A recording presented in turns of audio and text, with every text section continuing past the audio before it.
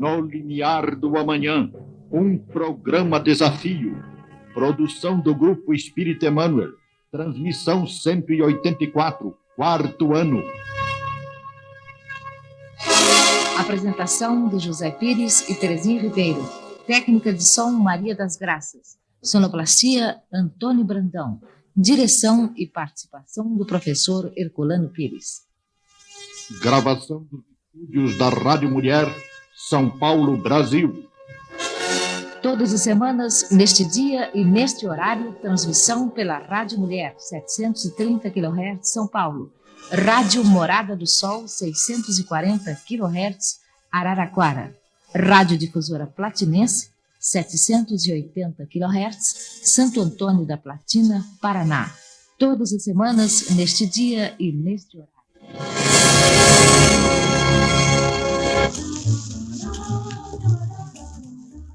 Diálogo no Limiar do Amanhã, uma busca radiofônica da verdade. O professor Herculano Pires passa a responder a carta do nosso ouvinte José Mariano Martins, de São Bernardo do Campo.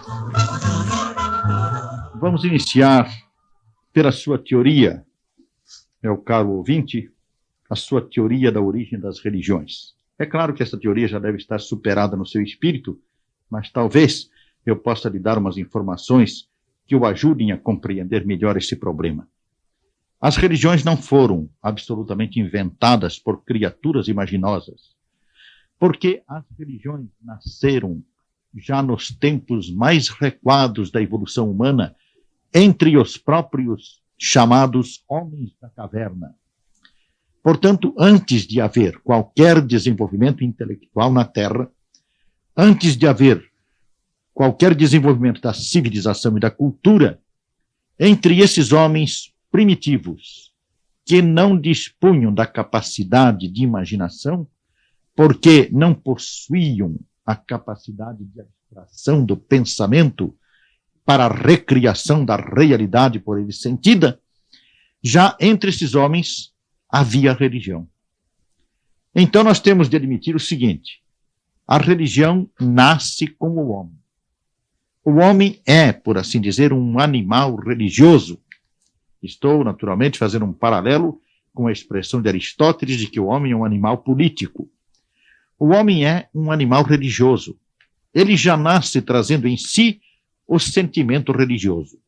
De acordo com a doutrina espírita, existe uma coisa que caracteriza a espécie humana: a lei de adoração.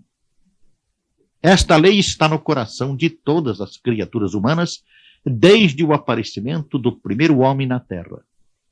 A lei de adoração leva o homem a reverenciar sempre alguma coisa e a adorá-la. E o homem faz isto tendo naturalmente por impulso um sentimento instintivo que o leva a adorar, por exemplo, as coisas materiais, um rio, uma montanha, uma pedra, uma estrela, o sol, a lua, e assim por diante, como nós vemos entre as tribos selvagens. Não há, portanto, uma influência imaginária no assunto. O que há é um impulso instintivo que leva o homem a este processo de adoração, do qual nascem as religiões. Mas não é apenas disto que nascem as religiões.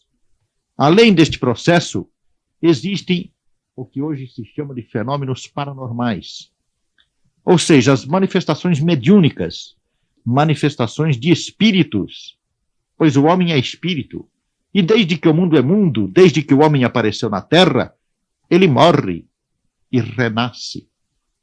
Ele morre e, como ensina o apóstolo Paulo, enterra-se o seu corpo material, mas ressuscita-se o seu corpo espiritual. A ressurreição deste corpo espiritual faz com que o homem passe a viver numa nova dimensão, por assim dizer, uma nova dimensão da realidade, já não mais revestido de matéria densa como a do corpo físico, mas revestido de um corpo sutil, de um corpo energético, que é o corpo espiritual. Assim, os homens ressuscitados em espírito continuam procurando relações com os homens encarnados na Terra, porque eles estão ainda em estado primitivo, bastante apegados à matéria, e o seu desejo é voltar imediatamente à vida carnal. Nestas relações aparecem, então, as manifestações espíritas, os fenômenos de aparição, em que criaturas mortas aparecem para pessoas vivas, as manifestações orais através de médiums, que depois apareceriam entre as pitonisas e os oráculos no mundo civilizado.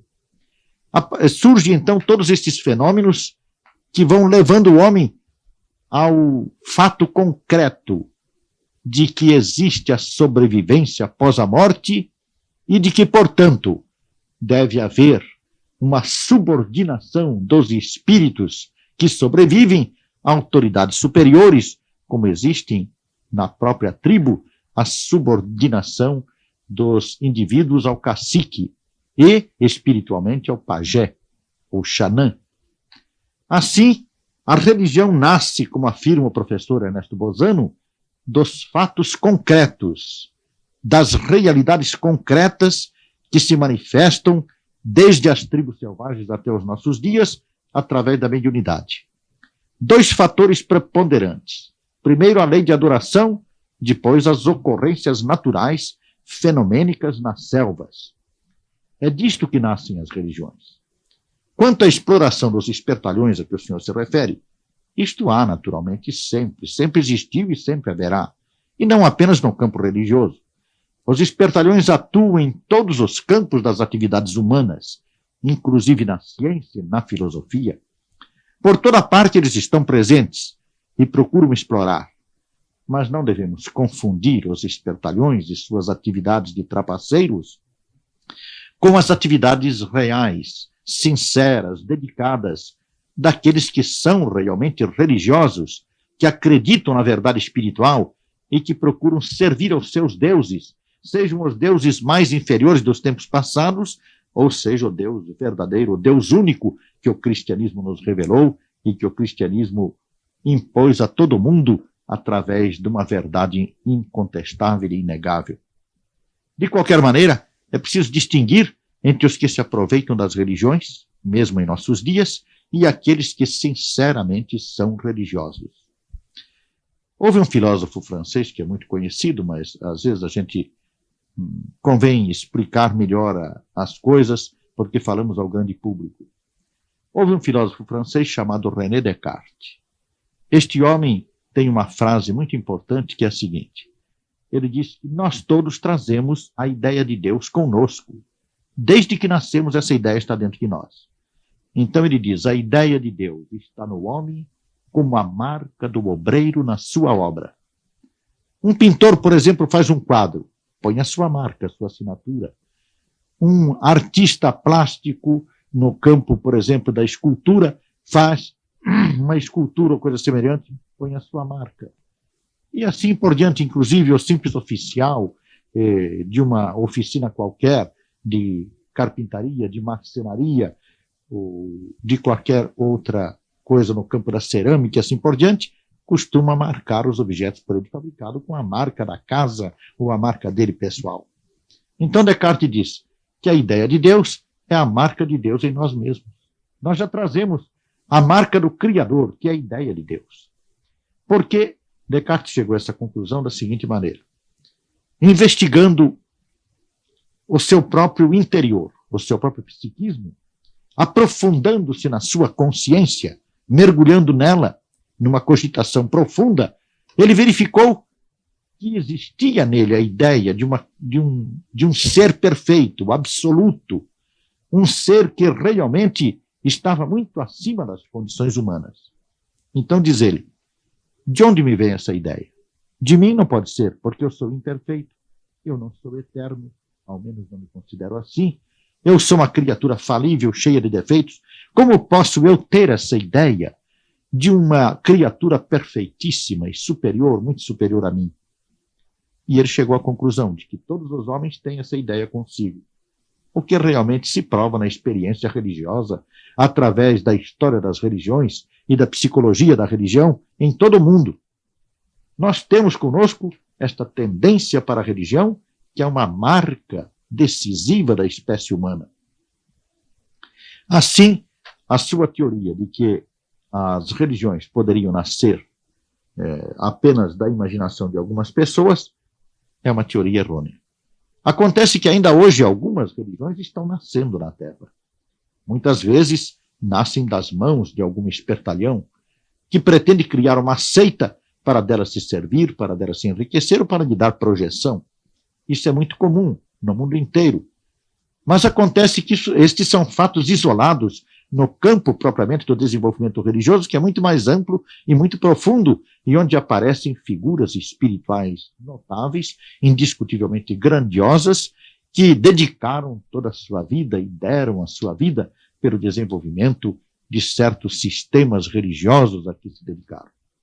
Assim, nós temos de estabelecer uma divisão entre aquilo que se chama a exploração da religião e aquilo que se chama a religião verdadeira.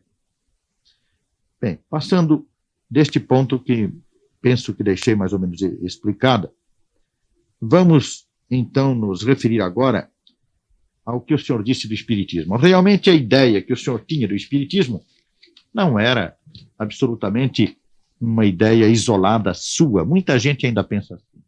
Muita gente ainda hoje, quando se fala em Espiritismo, lembra-se logo de sessões de macumba e de coisas semelhantes, não tendo a menor noção do que seja a doutrina espírita. É bom que eu lhe diga o seguinte: a filosofia espírita criada por Allan Kardec, ela figura oficialmente nas universidades, nas instituições universitárias do mundo inteiro e nas obras filosóficas. O senhor pegando, por exemplo, qualquer dicionário de filosofia, organizado por instituições realmente credenciadas para isso no mundo inteiro, e particularmente o dicionário de Lalande, do Instituto de França, o senhor encontra a palavra espiritismo e a definição da doutrina espírita como uma filosofia existente no campo filosófico. Assim, as pessoas que desconhecem tudo isso estão, inclusive, faltando ao desenvolvimento do seu conhecimento filosófico. Porque se tivessem um verdadeiro conhecimento da filosofia, da história da filosofia, saberiam que apareceu na França em meados do século passado, a partir praticamente do ano de 1857, um novo sistema filosófico que foi o Espiritismo. E que este sistema filosófico, como disse Allan Kardec, tinha consequências religiosas. Não pretendia ele formar uma religião. Kardec chegou mesmo a dizer que a finalidade do Espiritismo era auxiliar as religiões. Por quê?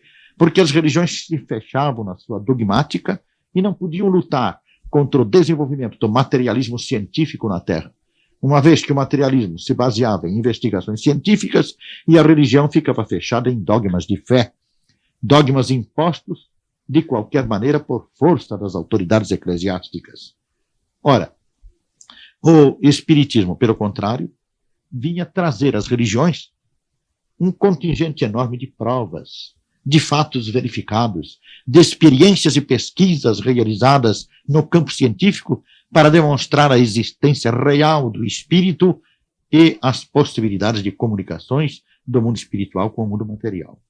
Então Kardec diz: a religião no Espiritismo é uma consequência da filosofia, uma filosofia que admite a sobrevivência do homem após a morte e, naturalmente, a evolução espiritual do homem entra forçosamente no campo religioso.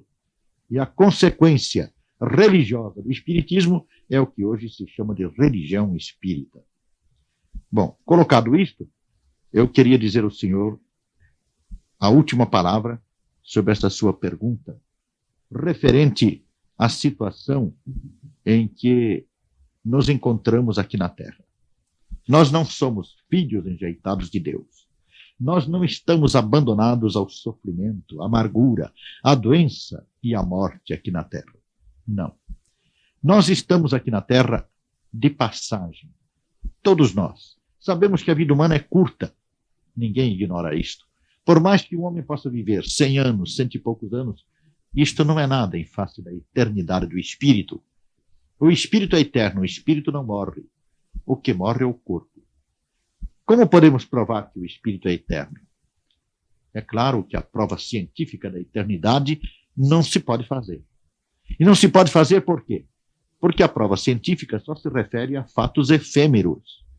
Nós podemos provar que tal coisa existe ou não existe diante de provas concretas e imediatas, mas não podemos acompanhar o desenvolvimento desta coisa pela eternidade, porque então nós morremos antes de poder prosseguir a pesquisa, e os que vêm depois de nós também vão morrer sucessivamente, e assim nós nunca chegaremos a comprovar a eternidade.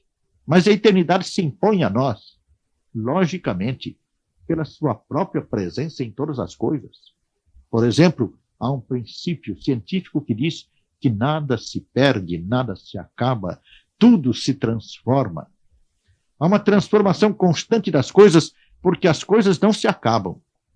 Acabam apenas as manifestações das coisas, as formas através das quais as coisas como essências aparecem perante nós. Mas uma vez que se destroem estas formas, a essência das coisas volta para o campo energético ou espiritual e vai formar novas coisas. Isto é um princípio de ciência hoje indiscutível. Ora, do ponto de vista espiritual, a eternidade do espírito se prova através do processo da reencarnação. Os homens morrem e renascem. Eles não renascem apenas espiritualmente, renascem também carnalmente. Por isso é que existem dois tipos de ressurreição nas religiões, e particularmente no judaísmo e no cristianismo. A ressurreição em espírito e a ressurreição na carne. Quando é que ressuscitamos na carne? Dizem as teologias das igrejas que nós ressuscitaremos na carne no último dia, depois do fim do mundo. É um dogma escatológico judaico. Um dogma, portanto, que não passa de dogma, de uma afirmação apenas. No Espiritismo, a ressurreição na carne é a reencarnação. Quando o espírito morre, quando o homem morre, o espírito ressuscita espiritualmente no corpo espiritual. Mas, se ele quer ressuscitar na carne, ele se reencarna, nasce de novo na terra. Então, esta é a reencarnação, é realmente o que se chama, nas religiões, a ressurreição da carne. Não é no último dia. É apenas no primeiro dia de uma nova existência que o homem vai viver na Terra. Assim, nós não estamos abandonados, não estamos largados a nós mesmos, mas estamos vigiados, protegidos, amparados, assistidos pelo mundo espiritual. O mundo espiritual, diz o Espiritismo, existe por si mesmo, ele é absoluto, ele independe do mundo material. Podemos destruir todos os planetas materiais do universo, destruir todos os sóis, que isto não abala em nada o mundo espiritual. O mundo espiritual é uma simples projeção. É aquilo que Platão chamava a sombra. É a sombra da realidade, não é a realidade. Os físicos hoje, na investigação da matéria, chegam a essa mesma conclusão. Eles verificam que a matéria densa não existe como nós a vemos, como nós a conhecemos. A matéria é constituída de átomos. Os átomos são sistemas solares em miniatura. Entre uma partícula atômica e o núcleo do átomo existe um grande espaço vazio. A maior parte do átomo é vazio. Vazio de acordo com a nossa concepção física. Mas, na verdade, aquele vazio está cheio de forças, de energias. Então, quer dizer, nós concretamente só temos na matéria densa alguns pontos concretos, porque o mais é espaço vazio, que nós não percebemos. Aos nossos sentidos, a matéria é compacta. Na realidade, ela não é compacta. Em qualquer matéria, num papel que temos na mão, num lápis que pegamos, na mesa sobre a qual escrevemos, na parede da sala em que estamos, em qualquer coisa, nós temos uma contextura atômica, com a maioria do seu espaço inteiramente vazio.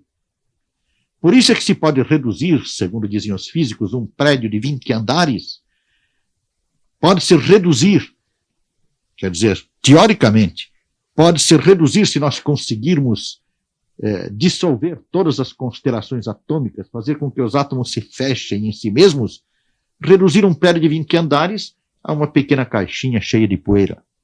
Nada mais do que isso. Porque o que há de real, de concreto ali, não passa de uma série de partículas minúsculas. Ora, sendo assim, nós então temos de compreender que a realidade da vida não é material, a realidade do mundo não é material, e que o mundo espiritual independe inteiramente da existência do mundo material. Mas exerce sobre o mundo material a sua influência, é ele praticamente que domina e que estrutura esse mundo material. E se nós vivemos aqui, aparentemente abandonados, é porque a nossa ilusão referente à matéria grosseira também se aplica à nossa condição na Terra. Nós temos a ilusão de estar abandonados, mas não estamos. Nós estamos vigiados, protegidos, amparados. E Deus está presente em cada um de nós, na nossa consciência e no nosso coração. Deus não está longe de nós, no infinito, no céu, na distância imensa que nós imaginamos. Deus fala em nós pela voz da consciência. Fala em nós pelos sentimentos do nosso coração. Mande suas perguntas para o programa No Limiar do Amanhã, Rádio Mulher, Rua Granja Julieta 205, São Paulo. Ouça o nosso recado no final do programa e nos mande a sua resposta por escrito. Gostaríamos de ler a sua resposta ao microfone.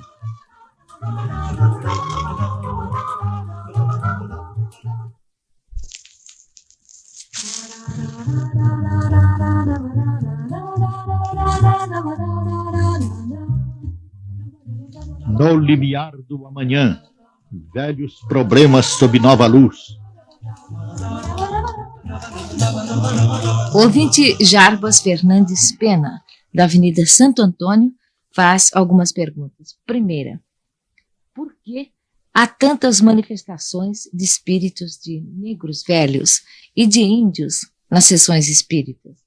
Na maioria, eles se mostram evoluídos. Como se pode explicar isso? Não será a influência do sincretismo impressionando os médiuns? Não. Não é a influência do sincretismo impressionando os médiuns. É uma realidade. Os espíritos de negros velhos e de índios que se manifestam nas sessões espíritas, revelando uma condição espiritual superior, realmente possuem essa condição.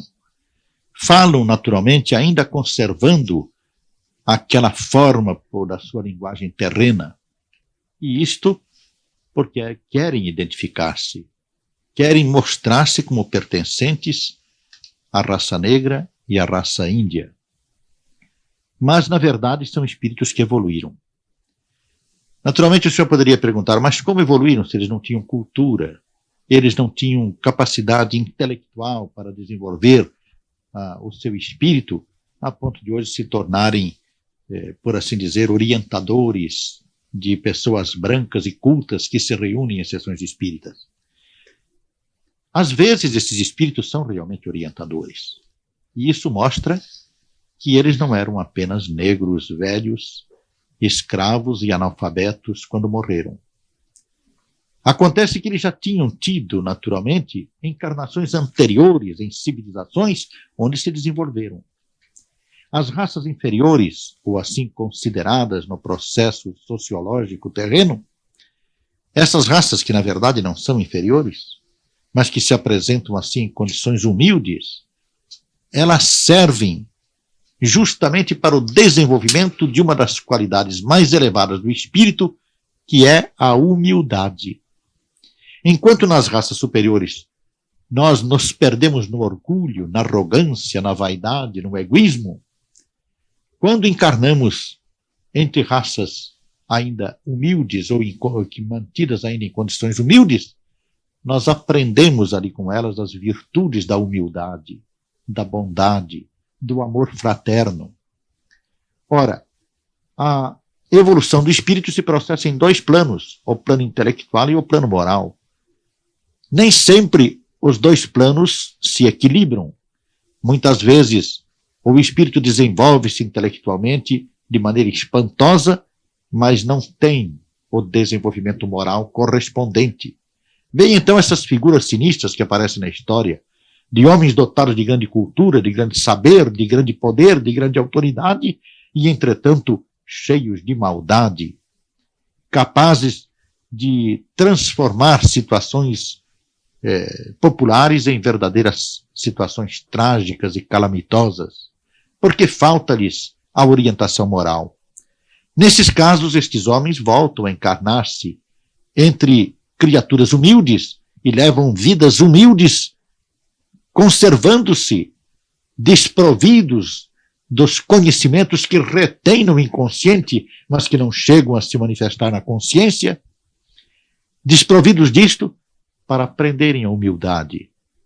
E uma vez aprendendo humildade, eles se tornam então realmente espíritos equilibrados, elevados, e manifestam-se geralmente nas sessões, naquela condição inferior em que eles obtiveram a maior conquista da sua vida espiritual, que foi a conquista da humildade. É por isso que aparecem tantos negros velhos e negras velhas e índios nas sessões espíritas. São espíritos bondosos que não vêm geralmente dar orientação, mas auxiliar, proteger, consolar, amparar as criaturas ali existentes, pois eles fazem questão de se manterem na posição humilde em que conquistaram o seu maior galardão na evolução espiritual. Segunda pergunta. Na macumba, pega-se um sapo, coloca-se na boca dele o nome de uma pessoa em papel escrito, costura-se a boca do sapo e enterra-se ele. A pessoa fica muda, pois o endereço do despacho já está lá, escrito na boca do sapo. Por que o senhor tem negado que isso produza resultado? Porque, na realidade, nem sempre isso produz resultado. Em geral, essas tentativas são frustradas. E nós sabemos que isto, por toda parte, tem acontecido.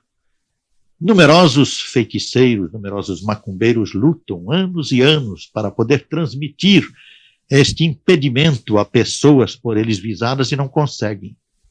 Por quê? Porque isto é uma prática ingênua, uma prática supersticiosa, que se choca em geral com as leis do universo e com as leis da misericórdia de Deus, com a defesa que as pessoas têm em si mesmas.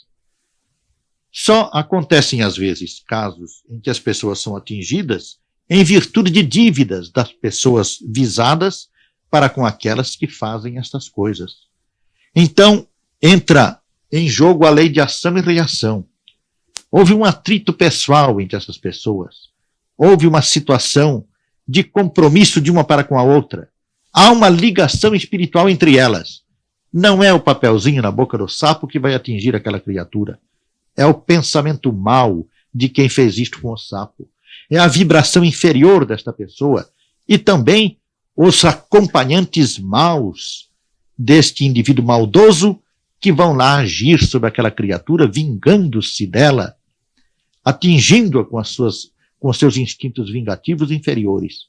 Então acarretam, às vezes, estas situações que parecem ter sido determinadas por aquela tolice de um papelzinho colocado na boca de um sapo que foi costurado e enterrado. Não se pode absolutamente entender que ali está o endereço que o sapo vai levar, vai seguir para atingir aquela pessoa. O sapo é inocente, é uma vítima. O sapo não tem função nenhuma nesta coisa. Usa-se o sapo pela superstição de se considerar que o sapo é um animal ligado a planos inferiores, é um animal que causa nojo e espanto e medo a muitas pessoas. Então serve-se do sapo, da cobra, do crocodilo, do jacaré, da ratazana, de por exemplo, outros animais inferiores, perigosos, como lagartixas e outras coisas assim, mas tudo isto só tem, na verdade, um efeito. É o efeito mental da pessoa negativa que age sobre a outra, produzindo isto. É por isso que eu nego a realidade destas manifestações, destas transmissões de efeitos negativos para outras pessoas. A terceira pergunta do ouvinte Jarbas. Os astros não influem sobre nós? Já ouvi o senhor dizer que sim. Então por que o senhor é contra a astrologia? Quer explicar-me, por favor? Eu não sou contra a astrologia no seu sentido geral. Eu sou contra essa astrologia comum, essa astrologia que serve para as divulgações constantes em revistas, jornais, estações de rádio, televisão, etc., num sentido apenas de atração popular. Porque essa astrologia é, evidentemente, como se pode ver, uma forma apenas de satisfazer a curiosidade, o desejo de muitas pessoas de saberem alguma coisa a respeito de suas situações e de sua orientação. A astrologia foi uma ciência muito importante no passado remoto, é claro. Nós vemos, por exemplo, aquele episódio, embora lendário, mas que talvez tenha um fundamento histórico, dos reis magos que foram procurar Jesus porque viram no céu uma estrela que representava o nascimento do Messias. Ora, esses reis eram chamados magos precisamente porque eram astrólogos. Eles observavam o céu para ver as constelações e notar os acontecimentos que ocorriam na Terra. Mas essa ciência astrológica da antiguidade praticamente se perdeu. A reconstrução que se fez posteriormente não tem as condições de que dispunham os astrólogos antigos. Por outro lado, a situação da astrologia naquele tempo era bem adequada a um tempo de misticismo exagerado e de obscurantismo mesmo, de falta de conhecimento de problemas científicos que só mais tarde foram investigados e desenvolvidos pelas ciências. Então, aquilo que nós poderemos considerar uma eficácia da astrologia no passado pode se basear em dois fatos importantes que são, primeiro, a inegável influência dos astros em todo o planeta. Nós sabemos que as estrelas e os demais astros exercem influência natural sobre a Terra e naturalmente afetam também os homens, os animais, as plantas e assim por diante. As investigações científicas nesse terreno provam que existe essa força de ação dos astros sobre a Terra. Mas essa força não é de natureza mágica, como se supõe, e sim de natureza física. Geralmente a força da gravidade exercida por esses astros sobre a Terra, como no caso da Lua, por exemplo, que produz as marés.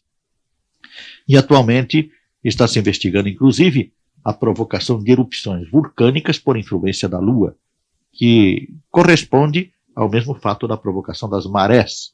A Lua pode provocar marés das lavas vulcânicas no fundo da Terra e provocar, então, erupções.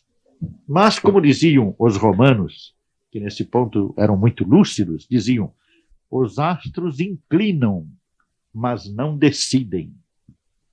Se nós nos apegarmos aos astrólogos para querer orientar a nossa vida, nós estamos nos enganando. Porque os astros não decidem a nossa vida. Eles podem nos inclinar, num certo sentido, podem suscitar em nós certos sentimentos ou certas tendências do nosso próprio espírito, mas não podem criar em nós tendências. Não podem criar em nós sentimentos. Podem apenas despertar, excitar, como fazem nas águas do mar. Os astros não criam as águas do mar. Eles apenas exercem influência, como a Lua exerce influência nas marés, exerce influência sobre as águas. Mas essa influência não é uma influência decisiva. Por isso diziam os romanos: inclinam, mas não decidem. Não podemos, portanto, admitir que os astros decidam o nosso destino. O nosso destino é decidido por nós mesmos, pelas nossas ações, pelo nosso comportamento, pela nossa conduta, enfim, na vida terrena. Nós construímos o destino de vida para a vida. Numa vida anterior, determinamos os acontecimentos que vão ocorrer nesta vida. Determinamos não conscientemente, mas automaticamente, pela maneira por que procedemos. Tudo se baseia em ação e reação na natureza. Uma determinada ação provoca determinada reação.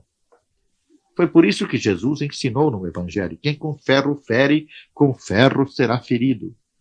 Quer dizer, aquele que andou ferindo os outros com ferro, também amanhã passará pela mesma coisa, seja na própria vida em que está, seja numa vida subsequente, mas passará fatalmente, porque a reação das suas ações é inevitável, uma vez que toda a estrutura do universo é constituída desse processo de ação e reação. Admitindo, entretanto, a influência dos astros, eu não sou obrigado a admitir a crença cega na astrologia. Por quê? Como já expliquei, essa influência é limitada e não está ao alcance dos homens. No processo atual do movimento astrológico no mundo, o conhecimento preciso dessas influências sobre cada criatura humana. Basta ver-se na verificação, tanto através dos jornais e revistas, como do rádio e da televisão, basta ver-se a imensidade de criaturas que são envolvidas pelas predições de um determinado astrólogo e predições que abrangem criaturas dos tipos mais diversos, não obstante nascidas sob os mesmos signos, e que têm destinos completamente diferentes umas das outras. Então a crença que se atribui à astrologia de maneira hoje quase fanática, a pessoas que não podem fazer nada, nada fazem todos os dias sem consultar primeiro o seu horóscopo, essa crença, na verdade, é imaginosa, é falsa, não tem o sentido de certeza que lhe querem atribuir. É nesse sentido que eu não combato a astrologia, mas me oponho a essa crença cega nos processos astrológicos para a determinação das condições de vida ou da atividade de uma criatura na vida. A ouvinte Marisa Noronha, da Rua Fiação da Saúde, Jabaquara, pergunta: no seu romance Lázaro, o senhor conta a história de um golem, um morto ressuscitado por um mágico e que fica sendo uma espécie de autômato ligado a ele. Por que o senhor não aceita a teoria da possessão de um cadáver recente por um espírito estranho, como no caso de Lobsang Rampa? O professor Stevenson aceita essa tese em seu livro de pesquisas científicas sobre a reencarnação. Eu não aceito por duas razões que posso alegar imediatamente. Primeira, a história do golem é realmente uma história. Uma história com E, no sentido de lenda, de criação imaginária. Nunca se soube de nada que comprovasse essa lenda. Um indivíduo morre e outro, dotado de poderes mágicos, se apossa dele para revivê-lo e guiá-lo. Isto aparece no romance como um fato constante da crença daqueles tempos. Realmente acreditava-se nisso. E chegava-se a dizer que Lázaro, por exemplo, havia sido ressuscitado por Jesus, porque Jesus tinha poderes mágicos e passou a controlar a vida de Lázaro. Lázaro seria um autônomo guiado por ele. Foi neste sentido que era forçoso aparecer no romance sobre Lázaro o problema do golem. Mas isso não quer dizer que eu esteja afirmando, que não afirmei realmente, apenas em sentido romanesco, por assim dizer, numa obra de ficção, tive de reproduzir essa lenda, de colocá-la ali como uma lenda bastante significativa e importante para a compreensão do estado de espírito daquele tempo e da sua cultura. Entretanto, as afirmações atuais não têm nenhuma razão de ser. O caso de Lobsang Rampa é tão absurdo que a gente fica às vezes pensando como pôde esse homem vender tantos livros no mundo inteiro e levar tanta gente nessa história de que ele realmente não é o inglês que ele é, mas sim o lama do Tibete, que morreu lá e que veio encarnar-se no corpo velho, desgastado do inglês, que estava prestes a morrer. Isto é inteiramente absurdo. Por quê? Porque, de acordo com todos os processos vitais conhecidos na biologia e todos os condicionamentos psicológicos demonstrados pelas criaturas nas investigações psicológicas, e de acordo com a doutrina espírita, o corpo da criatura humana é a manifestação do espírito da criatura humana. Então este corpo está ligado estreitamente ao espírito.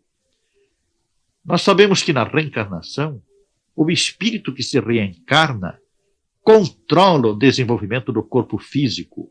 Ele se liga no ato da fecundação ao embrião que vai se desenvolver e dali por diante ele age de maneira que nós podemos dizer catalíptica. Por influência da sua presença, ele age no desenvolvimento daquele corpo. Porque ele, como espírito reencarnante, já traz na sua mente a estrutura toda do corpo que ele vai ter aqui na Terra, o mapa, por assim dizer, orgânico daquele corpo. Então há uma influência de interligação perfeita entre corpo e espírito na encarnação. Não é possível um espírito expulsar aquele espírito que ali está ligado para se colocar no lugar dele. Isto implicaria uma desordem universal no processo importantíssimo, básico, fundamental da evolução humana, que é o processo da encarnação. Isto não pode acontecer e não acontece realmente. Fala-se no caso do professor Ian Stevenson. Ian Stevenson admitiu essa possessão. Admitiu na pesquisa científica dele sobre a reencarnação.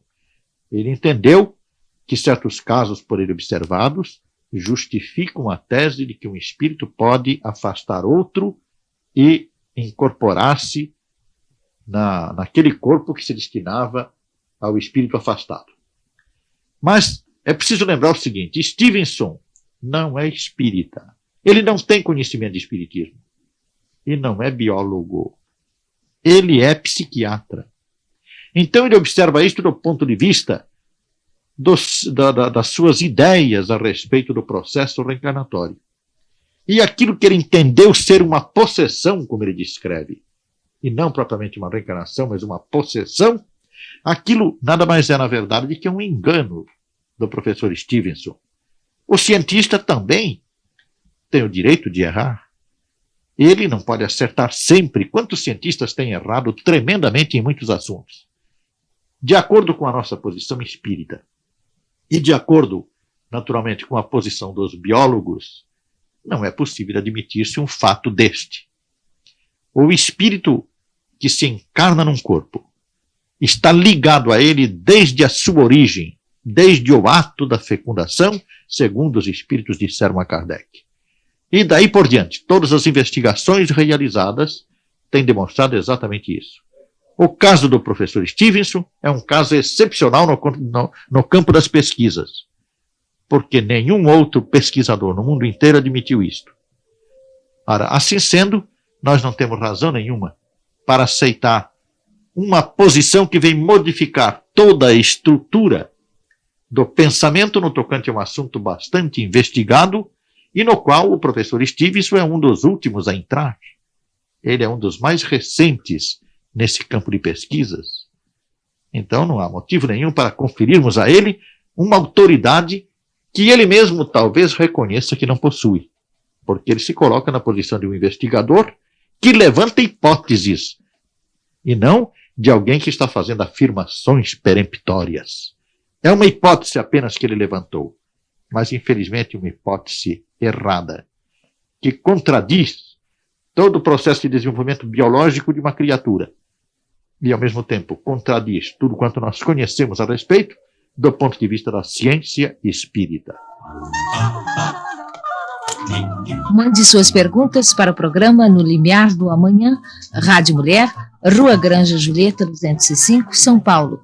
Ouça o nosso recado no final do programa e nos mande a sua resposta por escrito. Gostaríamos de ler a sua resposta ao microfone. O Evangelho de Jesus em Espírito e Verdade. Abrimos sempre o Evangelho ao acaso e a explicação do texto é dada no momento. Você pode discordar da explicação e deve escrever-nos a respeito, pois estamos no ar para dialogar. É conversando que a gente se entende, não é? Vamos conversar sobre o Evangelho. Temos hoje o seguinte trecho. Tessalonicenses, capítulo 1, versículos 8 a 10. Pois de vós fez-se ouvir a palavra do Senhor, não somente na Macedônia e na Acaia, mas também em todos os lugares divulgou-se a vossa fé para com Deus, de maneira que não nos é necessário dizer coisa alguma, porque eles mesmos, anunciam de nós qual a entrada que tivemos entre vós, e como vos convertestes dos ídolos a Deus, para servirdes ao Deus vivo e verdadeiro, e para guardar-se dos céus seu Filho, a quem ele ressuscitou dentre os mortos, a saber, Jesus, que nos livra da ira vindoura. A posição de Paulo nessa carta aos Tessalonicenses é bastante elogiosa para a igreja a que ele se dirigia, porque ele está constantemente louvando essas pessoas e mostrando que elas realmente se dedicaram ao trabalho apostólico com afinco, produzindo frutos valiosos para a divulgação do cristianismo, como nós vimos aí nesse pequeno trecho. Importante considerar a sua referência ao problema dos ídolos. Realmente a idolatria dominava o mundo, e era necessário que o cristianismo combatesse essa idolatria, porque ela havia existido numa fase inferior da evolução humana como uma necessidade. Mas com o desenvolvimento espiritual do homem, no tempo da divulgação do cristianismo, a idolatria já estava se tornando um empecilho para a compreensão espiritual. Por que no começo foi necessário? Pelo seguinte, porque o homem primitivo não tem o pensamento abstrato que só se desenvolve posteriormente no desenvolvimento da civilização. O homem primitivo está muito ligado às coisas concretas, o seu pensamento está sempre ligado às coisas materiais. Então não adiantava falar ao homem primitivo de entidades puramente espirituais e de um Deus que era puramente uma abstração. Não adiantava porque eles não entenderiam. Era necessário dar a eles alguma coisa positiva, que seria, no caso, as imagens, os ídolos, e estas imagens e ídolos confirmadas através dos fenômenos mediúnicos que realmente revalidavam, por assim dizer, a crença nas imagens.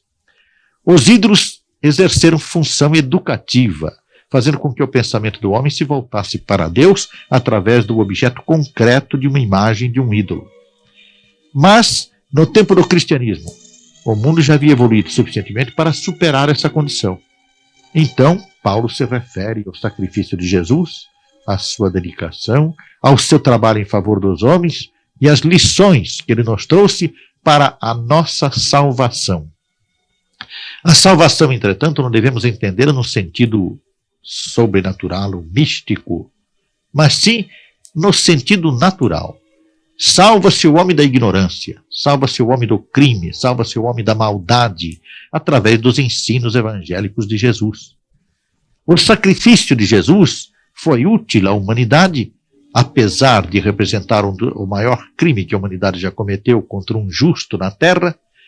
Foi útil pelo seguinte, porque o sacrifício despertou nas criaturas humanas o desejo de também se entregarem ao sacrifício necessário para se redimirem de seus erros e não mais os cometerem. Quer dizer, o ensino de Jesus se confirmou no seu exemplo. Ele não ensinou apenas verbalmente, mas também através da sua conduta humana na terra. E é isto que Paulo ressalta neste trecho da Epístola aos Tessalonicenses, procurando mostrar que o trabalho desses apóstolos, desses servidores do cristianismo primitivo, foi muito útil, porque conseguiu espalhar entre as criaturas idólatras os princípios renovadores do cristianismo que levavam o homem a adorar a Deus, não mais numa forma material, mas sim em espírito e verdade.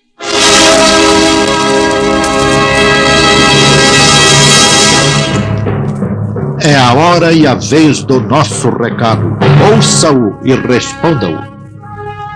Você é dos tais que batiza os filhos numa igreja porque no Espiritismo não existe o sacramento do batismo?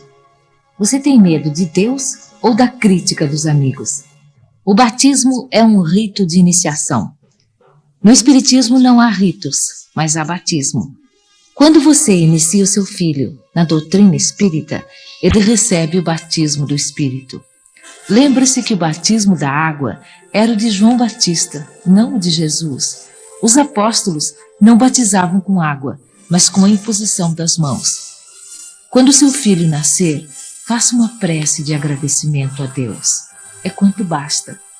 Quando ele tiver idade suficiente para entender as coisas, você o inicia no conhecimento espírita.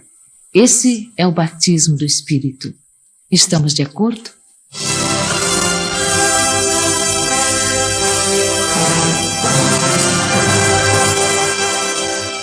No limiar do amanhã, a verdade desabrocha como uma flor.